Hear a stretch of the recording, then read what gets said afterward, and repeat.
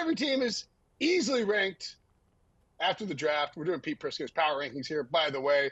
Sometimes you got to figure out how guys are doing in camp. I think one of the hardest evaluations from the draft, because you can make the argument either way, and Lord knows the Falcons are getting the message out there. They're hammering it home through the PR channels, let everybody know. Yeah, this is why this is a good draft pick of Michael Penix. The Falcons' 20th, Pete. Not only did they sign Kirk Cousins to a $180 million contract, they added Michael Penix, who I think you actually really like as a prospect, at 8th overall.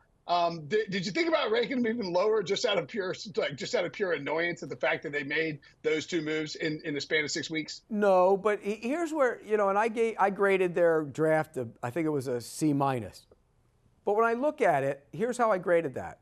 I give them an F for giving a quarterback $100 million guaranteed and then going out and drafting a quarterback at 8. So it kind of levels out, because I like Michael Penix as a quarterback. But if you're going to draft him, and at 8 you're going to get a quarterback, and you were probably going to get him. Now, people around the league, they had differing opinions on him. They liked him. But if you knew you were going to get a quarterback at 8, why would you go pay Kirk Cousins? It makes no sense. You have a quarterback on a rookie deal, cheap. You have a situation where why can't you play him right away? You saw what C.J. Stroud did last year. Go draft Penix and play him. And then you take that money and you go spend it and spread it around in free agency to try and add to pieces on the defensive side of the ball. They made a couple good moves on it later in the draft. I think getting Trice, who I like out of Washington, the pass rusher, will help their pass rush. And Dorless, the inside guy, is a good player from Oregon. But again, I go back to, if you're going to pay Kirk Cousins, don't draft a quarterback. And you can say, well, look what Aaron Rodgers did when he sat. I mean, Jordan Love sat behind Aaron Rodgers. Aaron Rodgers was homegrown. When Aaron Rodgers was there, they had Favre already when they drafted Rodgers. They had him around for a while. They went out and paid a free agent and then drafted him. It's an entirely different comparison. So when Mahomes took over in Kansas City, Alex Smith was there. And so when you look at it, I don't like paying Cousins and then drafting the quarterback. One or the other, I'm okay with, but not both of them. Yeah, and Pete, that makes a lot of sense, because one of the biggest advantages of drafting a quarterback is that you have the QB rookie contract, but you are throwing that out the window when you are paying your other quarterback $90 million guaranteed, $100 million guaranteed over the next 2 years. So there is no advantage. And really, you look at the draft class, I mean, Pete, you gave him a low grade, as you mentioned. This draft class might not have a guy who is a starter in 2024. And if you're Kirk Cousins, you have to be thinking, my God, I signed here. I was hoping we were a few players away from being a playoff team, maybe even a Super Bowl contender. What are we doing taking a quarterback at 8th overall? So, Pete, I need to know. Put your general manager hat on and tell me what you would have done with the 8th overall pick and what the Falcons should have done so they could be higher in your power rankings than number 20 right now. I would have taken Dallas Turner, but first I would have tried to see if anybody wanted to go up to that spot to maybe take one of the quarterbacks, move down, take Dallas Turner, and get an extra pick or two. That's probably what I would have done. I would have traded back down because I already had Kirk Cousins, and I paid him already. And if I'm going to really go all in, if you get Kirk Cousins, you're going all in. You think you're going to win a division, become a playoff team, then go get him help. You mentioned the contract with the quarterback situation. Jordan Love played 1 year, right? He's played 1 full year as a starter. He's going to play this year. They're going to have to give him a new contract. So basically on that rookie deal, they got 2, and it wasn't even because they restructured it. They only got 2 years out of him. And that's the advantage of having the rookie quarterback. So I'm with you, Breach. I would have tried to trade down, and if I couldn't trade down, I would have taken Dallas Turner. Yeah, and to your point, Pete, with C.J. Stroud, he literally can't get a new contract for 2 more years. They'd be like, sorry, C.J., we'd love to give you more money. We wouldn't really, but we can't. Michael Penix, by the time that he becomes a starter, might be like 29. It's pretty ridiculous, too, with his age. Of course, we've seen teams like the Philadelphia Eagles draft a quarterback when people weren't expecting it, Jalen Hurts, and it ends up working out pretty well. They ticked up 2 spots. Totally collapsed last year. I think they were up to like 2 or 3 in your power rankings at one point last season. Completely collapsed, but start off this offseason, this intro into the new season in the top 10. How do you feel about the Eagles some of the changes they've had. Another nice draft for Howie Roseman and company there. Beefed up the secondary. What are your sort of expectations for the Eagles after that massive collapse last year?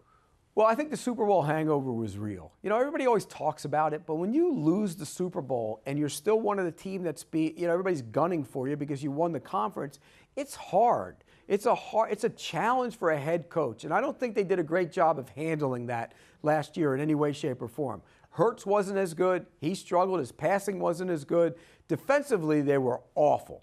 And, you know, I love the fact that they drafted 2 corners, or a corner and a safety, however you want to look at it, because their secondary was awful last year. There were a lot of names in that secondary and not a lot of games because Bradbury struggled, Slay struggled at times. You know, the back end wasn't as good. And I think getting, Mitchell is big for them and because he's the best corner in the draft in my mind. And then you get Cooper DeJean, and he's going to play either corner or safety, and you can play him in a bunch of different spots with the versatility. And remember, who's going to be a big part of that defense now is Fangio. So I think that changes the way they play back there. So I like what they did. Guys got to be better. You know, Jalen Carter burst onto the scene, was dominant, looked like he was going to be just this all-world defensive lineman. Down the stretch, wasn't the same player. So I think focus has to be something that they focus on the defensive side of the ball, and I think they will. They have to be better against the run. They got to be better against the pass. I think the draft will help with that. They'll be back in the mix again. Super Bowl hangover, it's done. They drank their liquid IV. It's behind them. They're ready to go. One team that's definitely not having a Super Bowl hangover because they haven't won one in 30 years, 40 years, can't even do the math, since 1985 is the Chicago Bears. But maybe we can start talking about them as Super Bowl contenders again because they had a great draft. We all know they got Caleb Williams, #1 overall. We saw them get Rome Odunze. We saw them make the best pick of the draft when they got Torrey Taylor, the punter from Iowa. What a fantastic pick, Chicago. And now we have Caleb Williams going into this unbelievable situation where not only does he have Odunze, you have Keenan Allen, you have DJ Moore, you have Cole Kmet at tight end. They have surrounded him with weapons. He's going to a team that was 7-10. I mean, usually a #1 overall pick goes to a team that won 2 games last year or 3 games the year before. Not Caleb Williams. He's going to a pretty talented team. Pete, you move them up from 21st before the draft to 17 after the draft. What do you think of the Bears? How good can they be? Can they compete in the NFC North?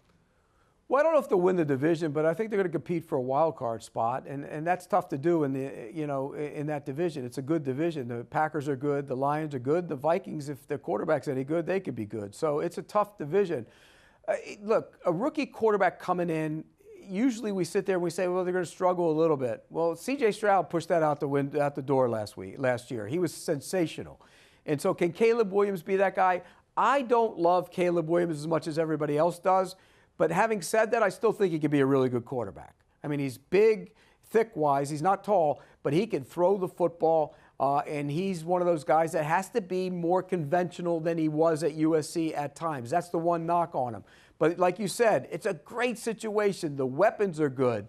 The offensive line is good. And what's even better, look at their defensive numbers over the course of the last 6 games last year. They were outstanding. They have 2 young corners. You know, to be good on defense, you have to rush the passer, you have to have corners. Stevenson was fantastic last year. Johnson they brought back on a new contract. They're good at corner. You know, Sweat can rush the passer. I probably would have addressed pass rusher maybe rather than add another wide receiver. But I could see where you would try and get a long-term guy to play with Caleb Williams. Watch out for the Bears. I said it during the season.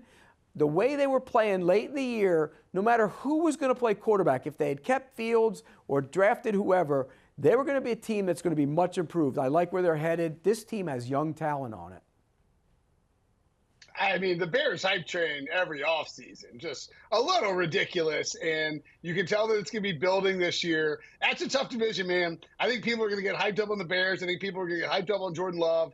And the Lions are just kind of sitting there just being a steady franchise for the first time in a long time. If this Bears offense, by the way, this is probably the single best landing spot for a #1 overall pick in the history of the NFL, at least in the modern history, when you have the Bears who were at #9, get the free move up because the Panthers were so terrible. And then you have just all these wide receivers and an improving, ascending offensive line. This offense isn't good, might be a real indictment. It's either an indictment of Caleb Williams or Shane Waldron, one of the two.